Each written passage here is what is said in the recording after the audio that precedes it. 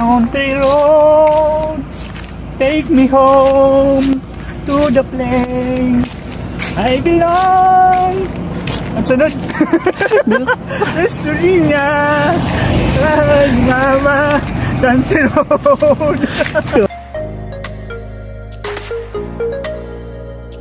Nandito po tayo ngayon sa San Juanico Bridge.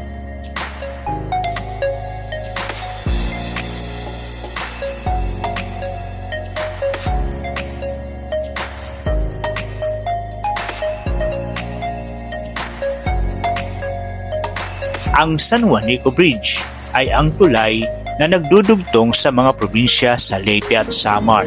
Ang San Juanico Bridge ay bahagi ng Philippine Pan Highway na proyekto dati ng Pangulong Ferdinand Marcos.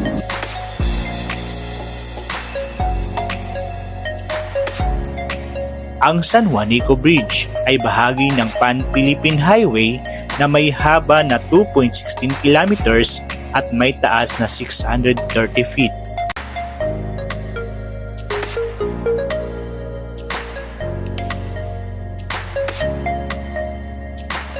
Kung titingnan ang aerial view ng tulay, makikita ang paletrang L sa dako ng papuntang Leyte at ang paletrang S naman sa dako ng papuntang Samar.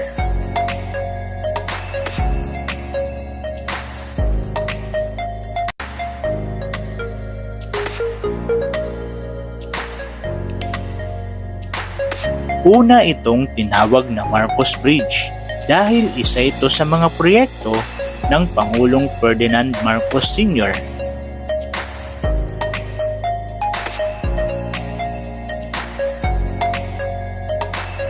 Binansagan din itong Bridge of Love dahil iniregalo ito sa dating First Lady na taga Leyte na si Imelda Romualdez Marcos at isinabay ang inaugurasyon nito sa kanyang kaarawan noong July 2, 1973.